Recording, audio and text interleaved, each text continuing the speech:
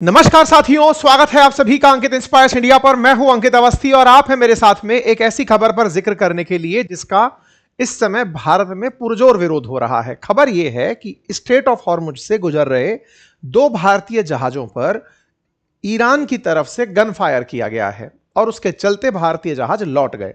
हाल ही में जिस समय अमेरिका और ईरान के बीच में सीज फायर्स की बातें चल रही हैं, स्ट्रेट ऑफ हॉर्मुज के खुलने बंद होने की आए दिन खबरें सुन रहे हैं, उसी बीच में इस तरह की बात निकलकर आना, विशेष रूप से तब जब स्ट्रेट ऑफ हॉर्मुज को लेकर के अंतरराष्ट्रीय बाजार में ट्रंप का फैलाया हुआ एक संदेश दुनिया को यह कहने के लिए था कि स्ट्रेट ऑफ हॉर्मुज खुल गया है, आप लोग यहां से निकल सकते हैं। ईरान के विदेश मंत्री का बयान था कि स्ट्रेट ऑफ हॉर्मुज खुल गया है, उसके बावजूद भारतीय जहाज जब वहां से निकलने लगे तो उन पर हमला होता है। ये यहां के विदेश मंत्री का बयान, जिसमें इन्होंने ये कहा कि कंप्लीटली ओपन हो गया है। इस घटना के बाद भारतीय जहाज जिन पर झंडे लगे थे भारत के, उन ऑयल टेक केयरिंग जहाजों के ऊपर आईआरजीसी की जो गन बोट्स हैं उनके द्वारा हमला किया जाता है। गन फायर हॉर्मुज में होता है और भारत में इसकी तीव्र प्रतिक्रिया होती है। तीव्र प्रतिक्रिया के पीछे का बड़ा कारण था क्योंकि भारत ईरान के प्रति कहीं ना कहीं इस तरह से तटस्थ रहा कि ना तो ईरान के समर्थन में था ना उसके विरोध में था। अमेरिका और ईरान के केस में भारत ने अपनी तटस्थता को इस प्रकार से कायम किया कि भारत का तटस्थ होना ईरान के साथ होने जैसा था। भारत इजराइल से मित्रता रखते हुए भी ईरान के खिलाफ नहीं हुआ, ईरान के खिलाफ कोई बयान नहीं दिया। भारत ने पूरे टाइम युद्ध के अंदर संयम बरतने की अपील कही, सिविलियंस को नुकसान ना पहुंचाने की, कमर्शियल लेन्स को खोलने की बार बार अपील की।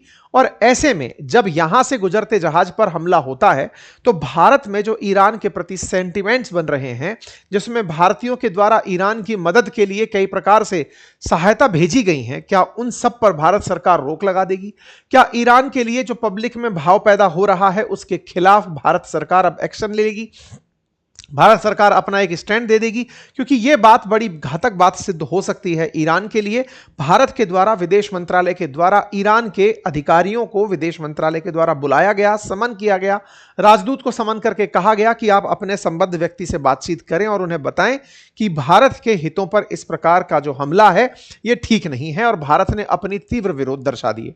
लेकिन अब सबसे बड़ा सवाल यह कि भारत में बैठे राजदूत भी कह रहे हैं कि यह गलत हुआ, ईरान भी इस बात को गलत मान रहा है। तो क्या हमला आईआरजीसी ने कर दिया और क्या आईआरजीसी ईरान के कंट्रोल से बाहर चला गया है? यह इसलिए पूछा जा रहा है क्योंकि विदेश मंत्रालय की तरफ से, यानी विदेश मंत्री की तरफ से, और यहां की आईआरजीसी की तरफ से, दोनों अलग अलग विरोधाभासी जो तथ्य हो रहे हैं, इनसे कहीं ईरान का एक और राज तो उजागर नहीं हो गया है जो मैंने शुरुआत में कहा था कि क्या ईरान अफगानिस्तान तो नहीं बन गया है? क्योंकि अफगानिस्तान में जिस प्रकार से तालिबान ने अपने कंट्रोल में चीजें ले ली थी, क्या ईरान में आईआरजीसी ने अपने हाथ में तो कंट्रोल नहीं ले लिया है? आज के सेशन में इन सब पर डिटेल चर्चा करेंगे तमाम प्रकार की जानकारियों को लेकर आगे बढ़ते हुए। लेकिन हां, उसके अतिरिक्त एक जानकारी और साझा कर देता हूं, और वो ये कि साथियों, आज के समय में आर्टिफिशियल इंटेलिजेंस से विद्यार्थियों की पढ़ाई, content creation, video making, website making, application development, तमाम प्रकार की चीजें बहुत आसानी से की जा सकती हैं। कुछ प्रश्नों का हमने यहां पर प्रदर्शन किया है जो बीते सेशन से जुड़े हुए हैं।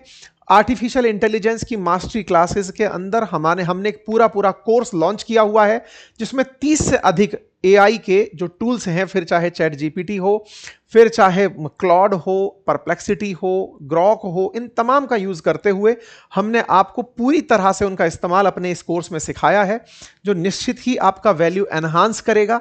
यह कोर्स पूरी 1 साल की वैधता के साथ उपलब्ध है, इसका लिंक कमेंट बॉक्स में है।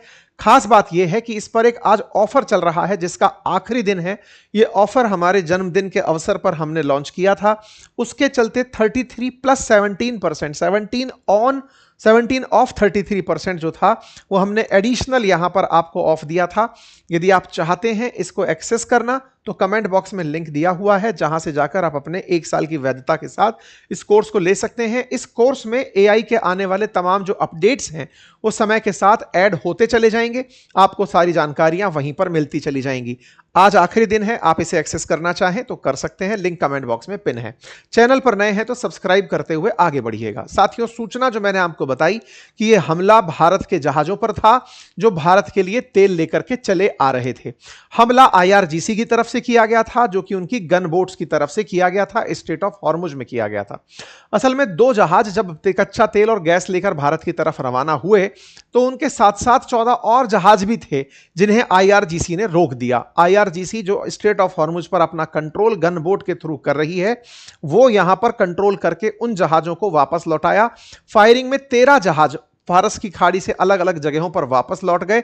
एक जहाज में गोली लगी, लेकिन जहाज स्ट्रेट पार करने में सफल हो गया। मरीन ट्रैफिक डेटा के अकॉर्डिंग ये जहाज जब यहां से निकल रहे थे तो लारक नामक द्वीप के पार करने के बाद जब ये धीमे हो गए, फिर इन्हें यू टर्न लेकर लौटा दिया गया। सनमार हेराल्ड की अगर डेटा की बात माने तो ये तेल से लदे हुए ट्रक थे, मतलब वो जहाज थे, और ये इराक से तेल लेकर के आ रहे थे। कुछ इस तरह से तेल लेकर आ रहे जहाजों पर जब गोलीबारी हुई तो ये गोलीबारी टैंकर ट्रैकर्स के मुताबिक चैनल 16 पर एक ऑडियो रिकॉर्डिंग वायरल हुई, जिसमें यह पता चला कि जहाजों को आईआरजीसी की नौसेना के द्वारा पहले सूचित किया गया कि आप पीछे हटिए। इसमें 2 अलग अलग तरह के बयान आ रहे हैं। कुछ का कहना है कि आईआरजीसी ने सूचना भी नहीं दी और सीधा फायरिंग कर दी, और टैंकर्स ट्रैकर के अकॉर्डिंग स्ट्रेट ऑफ हॉर्मुज के अंदर इस तरह की वार्ता रिकॉर्ड हुई है जिसमें वो जहाजों को पीछे हटने के लिए मजबूर कर रहे हैं। ये कुछ इस तरह के विजुअल्स बाहर निकल कर आए। ये लारक नामक द्वीप है स्ट्रेट ऑफ हॉर्मुज के पास। इराक से तेल लेकर के भारत के जो तेल जहाज आ रहे थे, इन्होंने एक जहाज यहां तक पहुंचा था, एक इसके नजदीक पहुंचा था, इसे यहीं से रिटर्न करा दिया गया और एक को जहाज को यहां से रिटर्न करा दिया गया। मतलब दोनों की दोनों जहाजों को रिटर्न कराया गया। ये यहां पर ईरानियन फोर्स के द्वारा अनाउंस करके तो जहाजों को इस प्रकार के, मतलब ये एक रिकॉर्डिंग है, शायद वो आप तक सुनाई ना दे रही हो, जिसमें कि ये अपनी तरफ से अनाउंस करके इन्हें पीछे हटने के लिए वापस कहते हैं। यहां पर जहाजों के द्वारा अपनी तरफ से सूचना दी जाती है कि आप फायरिंग ना करें, जैसा भी है उसके हिसाब से जहाज पीछे की तरफ लौटना शुरू हो जाते हैं। इन जहाजों के नाम थे जग अर्नव और दूसरे का नाम था सनमार हेराल्ड, जो ईरान के इस्लामिक रेवोल्यूशनरी गार्ड के तय मार्ग से हटने का आदेश पाकर के पीछे हटे। ओमान के उत्तर पूर्व की तरफ से, यानी कि जहां इसमें एक्चुअली अगर आप देखें तो ये जो स्ट्रेट ऑफ हॉर्मुज आप देखते हैं, इसमें ये वाला जो क्षेत्र है ये ओमान का पास है, और ओमान के नॉर्थ ईस्ट में, यानी कि यहां पर असल में क्या है कि इस तरफ इन लोगों ने माइंस बिछाई हुई हैं, सी माइंस बिछाई हुई हैं, और उन माइंस के चलते जहाजों को नजदीक ईरान की तरफ से होकर निकलना पड़ता है। तो इन्होंने अपनी बोट्स भी इधर तैनात की हुई हैं ओमान वाली साइड में, और यहां से जहाजों के ऊपर फायरिंग की जा रही थी। तो यह जानकारी बाहर निकल कर आई कि इन्होंने अपनी गन बोट्स से हमला किया था, और ये गन बोट्स जो थी ये लगभग 20 नॉटिकल माइल्स की दूरी पर से ऑपरेट हो रही थी ओमान के तट से, यानी कि बिल्कुल मध्य में से, जल के मध्य में से हो रही थी।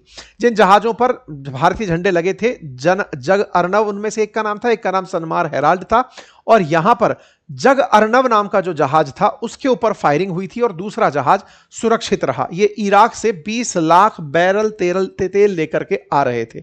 मतलब समझकर देखिए कि भारत की तरफ तेल लेकर के इराक से चले आ रहे जहाज यहां पर फायरिंग के शिकार होते हैं।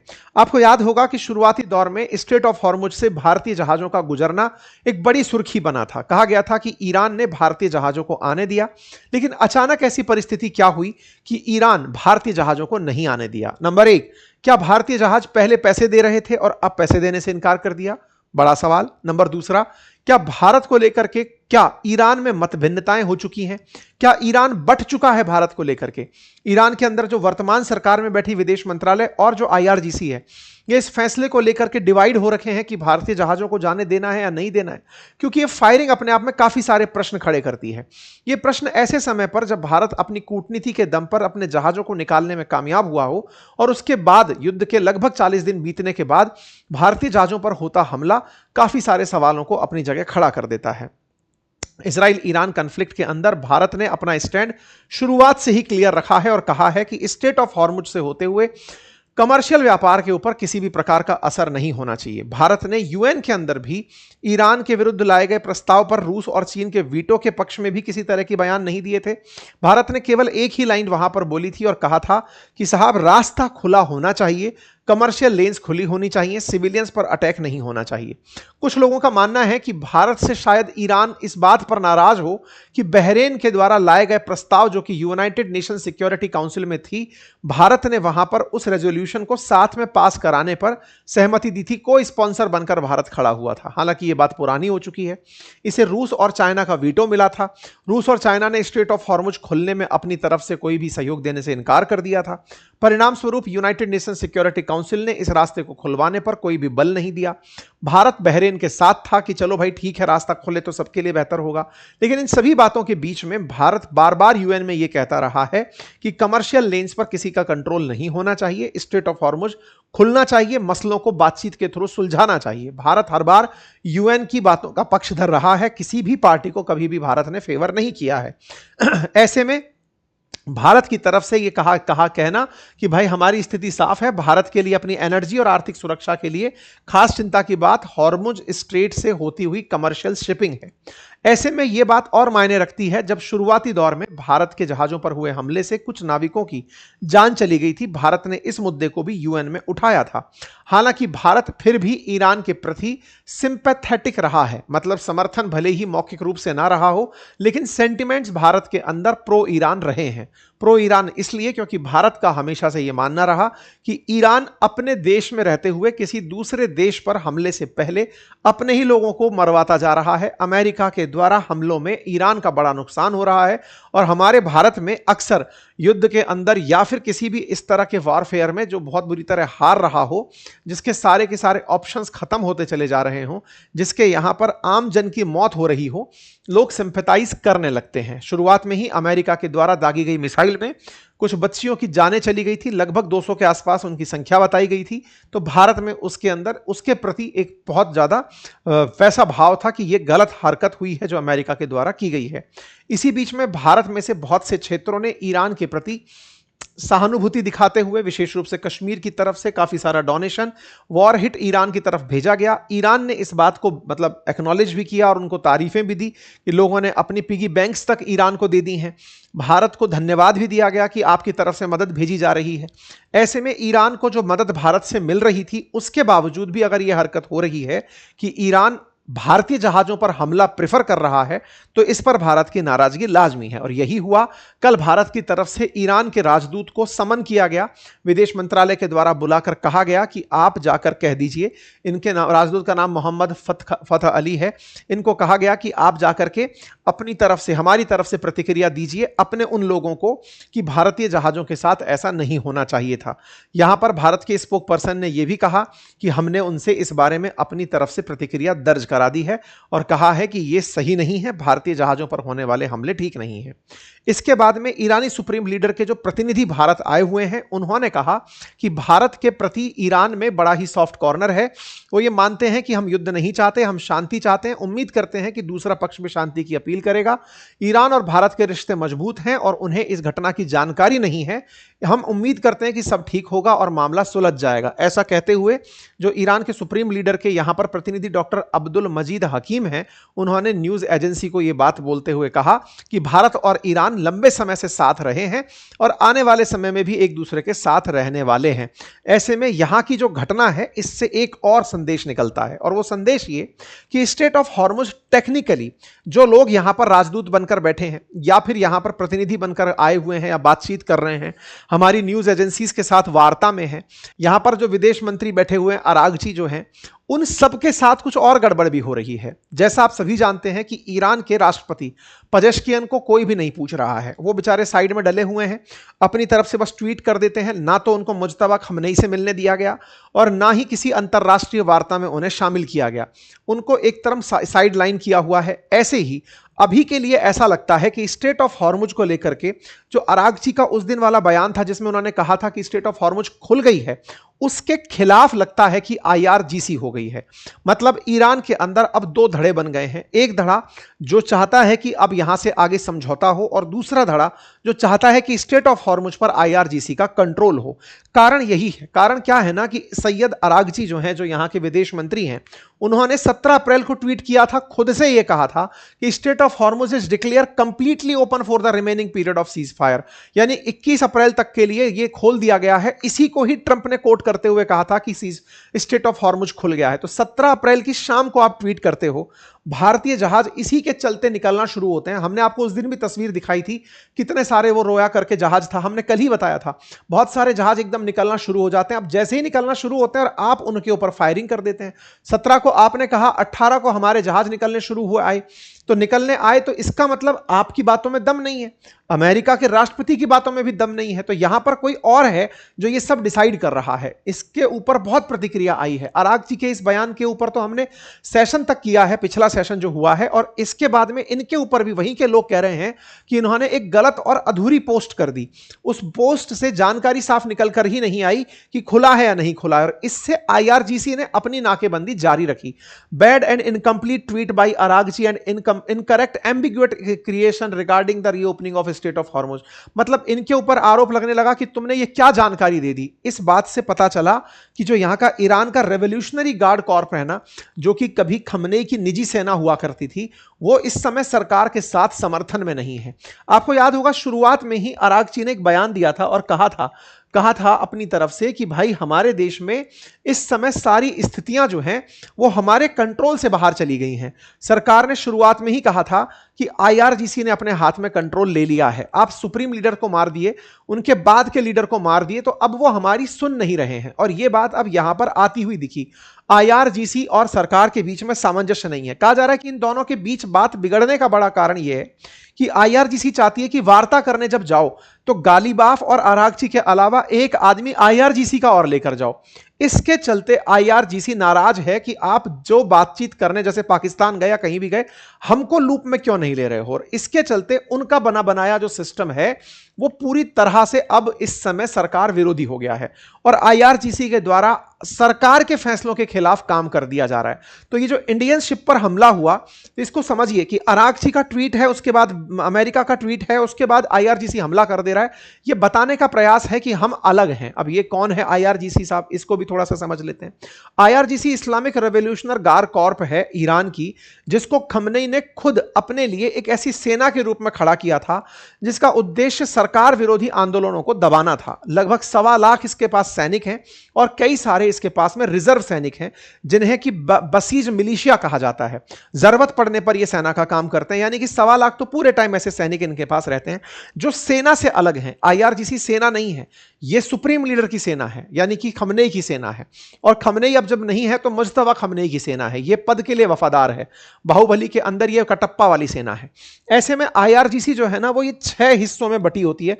इनका काम मतलब बड़े हिस्सों में है, जैसे एयरफोर्स को ऑपरेट करना, ग्राउंड फोर्स को, नेवी को, ये तमाम प्रकार के काम करती है। एक तरह से सेना से अलग होकर सुपर सेना की तरह काम करती है और इसका उद्देश्य यही है कि अंतरराष्ट्रीय स्तर पर ईरान की सुप्रीमेसी को कायम रखे। खुद फोर्स ईरान के दुश्मनों के खिलाफ लड़ने वाले ग्रुप्स को ट्रेनिंग और हथियार देती है। इनके अंदर अलग अलग काम है जो ये इस समय करते रहते हैं। तो ऐसे में IRGC सरकार के उलट है, यानी कि इलेक्टेड गवर्नमेंट के साथ नहीं चल रही है और वो अपने फैसले खुद ले रही है, ऐसा लग रहा है। ईरान की जो सेना है जो कि सरकार के अधीन है, उसको कोई पूछ नहीं रहा है। इसी के चलते स्ट्रेट ऑफ हॉर्मुज कभी खुला है तो कभी बंद है, तो कभी खुला है तो बंद है की सूचनाएं आपको मिलती रहती हैं। इसके बावजूद आज भी स्थिति बनी हुई है कि ईरान का कोई भी अपडेट किसी के काम का नहीं है, अमेरिका का कोई भी अपडेट फिलहाल काम का नहीं है। अब देखते हैं आगे क्या होगा। बाकी आप लोगों को क्या लगता है, आपके हिसाब से भविष्य इसका किस तरफ जा रहा है? अपनी राय भी कमेंट बॉक्स में रखिएगा। साथियों, कमेंट बॉक्स में ही हमने अपने AI के कोर्स का लिंक पिन किया हुआ है, जिस पर आज आखिरी दिन ऑफर वैलिड है 33 + 17% का, पूरी 1 साल की वैधता के साथ तमाम AI टूल्स, जिनसे आप अपनी दिनचर्या में बेहतरीन इजाफा कर सकते हैं, काम की कौशलता बढ़ा सकते हैं। कुशलता के साथ साथ आप काफ़ी अच्छी चीज़ें लर्न कर सकते हैं AI के समय पर। आप इसका एक्सेस करें, हमने आपके सामने लिंक पिन किया हुआ है। अपना ख्याल रखें। धन्यवाद।